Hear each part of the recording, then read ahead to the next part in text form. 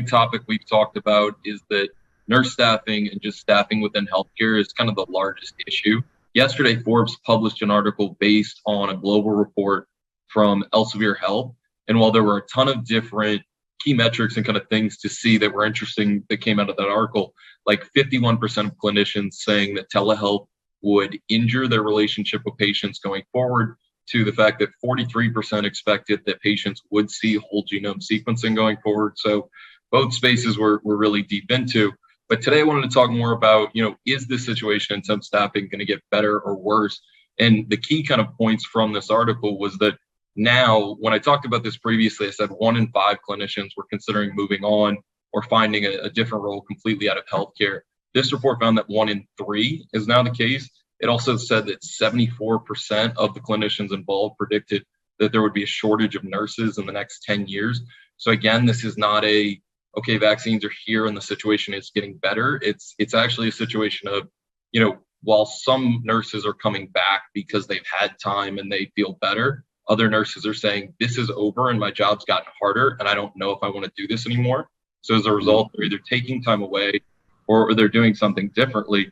And so that, paired with the chart that I sent, shows that the nurse situation is getting worse. We've got now less than or hovering around 1% of nurses that are actually available that could join the workforce.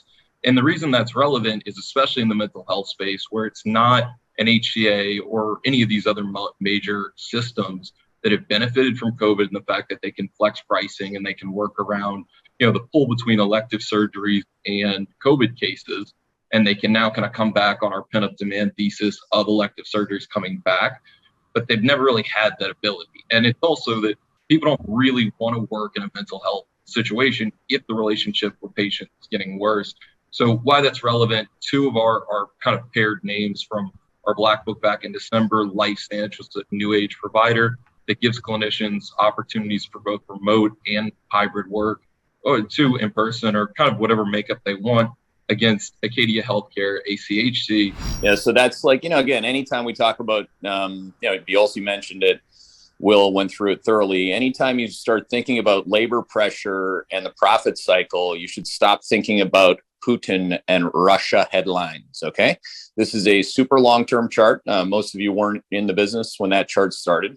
100% of the time prior to when we made it all funny money, the corporate profit line would go down. That's the black line down to the bottom, right? And these are in times when labor, that's why Reagan and Clinton were popular, because the people did actually get paid in many cases on a relative basis more than the executives. So again, but then that all changed. So again, we're in a different political environment where not only the cyclical labor, lift is what we talk about on the call, but this should and could very well be what we call secular, longer term. Okay. So when people ask me like, well, what about the rally, if the Fed stops with the rate hikes and Putin stops being a mean guy, it's like, can you just chill out and look at this slide?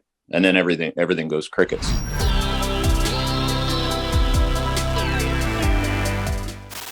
Hey there, Hedgeye Nation, or if you're not part of Hedgeye Nation, thanks for watching Hedgeye on YouTube. If you haven't already, make sure to click on the button below there. Subscribe to our YouTube page. You can also follow the link in the description to our website to get even more great investing content.